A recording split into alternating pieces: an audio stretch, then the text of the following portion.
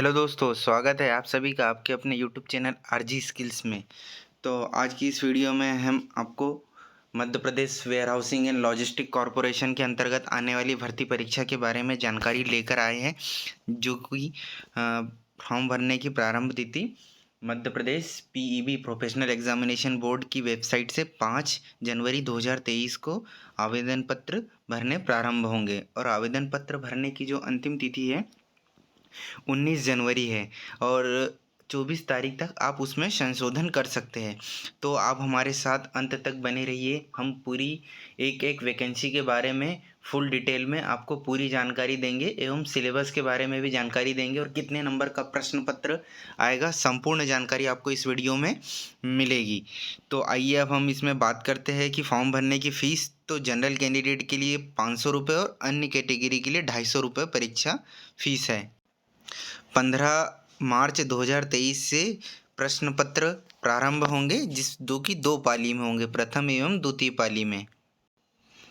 तो ये हम संचालक Madhya Pradesh warehousing and logistic corporation Bhopal, इसमें हम आ चुके हैं। और इसमें जो सीधी भर्ती और संविदा भर्ती के जो पद आए हैं, तो ये जो पहले नंबर का आपको जो पद दिख रहा है, तो आप ये देख सकते हो, कनिष्ठ सहायक सह डेटा एंट्री ऑपरेटर और कनिष्ठ सहायक सह डेटा एंट्री ऑपरेटर संविदा भर्ती और स्टेनो टाइपिस्ट सीधी भर्ती।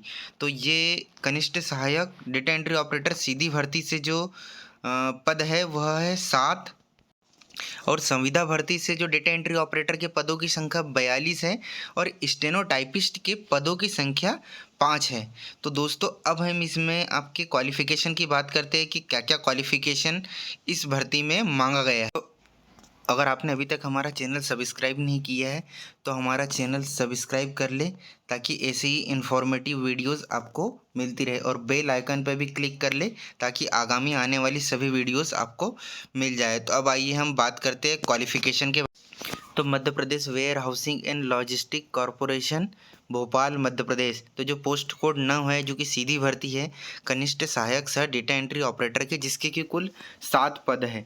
इसमें 7 पदों में जो वेतनमान दिया है 19,500 से 62,000 लेवल 4 का वेतनमान है, जिसमें न्यूनतम वेतन 19,500 रहेगा, जो कि आपको 2018 के भर्ती नियम के अनुसार इसमें प्रथम 3 वर्षों में देय होगा।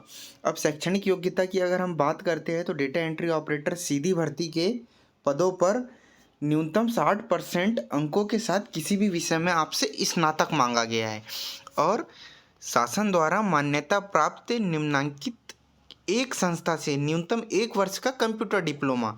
तो वो क्या हो सकता है, यूजीसी द्वारा मान्यता प्राप्त विश्वविद्यालय से डिप्लोमा हो सकता है, या यूजीसी द्वारा मान्यता प्राप्त ओपन विश्वविद्यालय से आपका डिप्लोमा हो सकता है, या फिर national institute of electronic and information technology से डिप्लोमा स्तर की परीक्षा हो सकती है, या फिर शासकीय पॉलिटेक्निक कॉलेज से मॉडर्न ऑफिस मैनेजमेंट कोर्स हो सकता है, या फिर एनसीवीटी या एससीवीटी से 1 वर्षीय आईटीआई में कोपा का सर्टिफिकेट हो सकता है।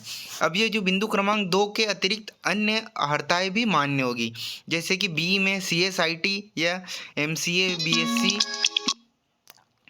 या फिर आईटी या सीएस एमटेक या एमई इत्यादि के छात्र भी इसके लिए एलिजिबल है। और एआईसीटीई से अनुमोदित polytechnic diploma in computer science और computer application in information technology, ये कैंडिडेट भी आसानी से फॉर्म भर सकते हैं।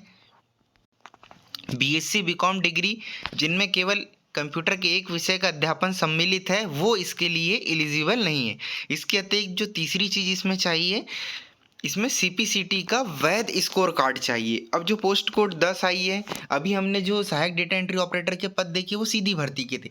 अब ये जो पद आया है ये संविदा भर्ती का आया। तो संविदा भर्ती में जो पदों की संख्या है 42 है, और सीधी भर्ती में पदों की संख्या कितनी थी, 7। तो संविदा में इस बार उन्होंने पदों की संख्या को बढ़ा दिया है।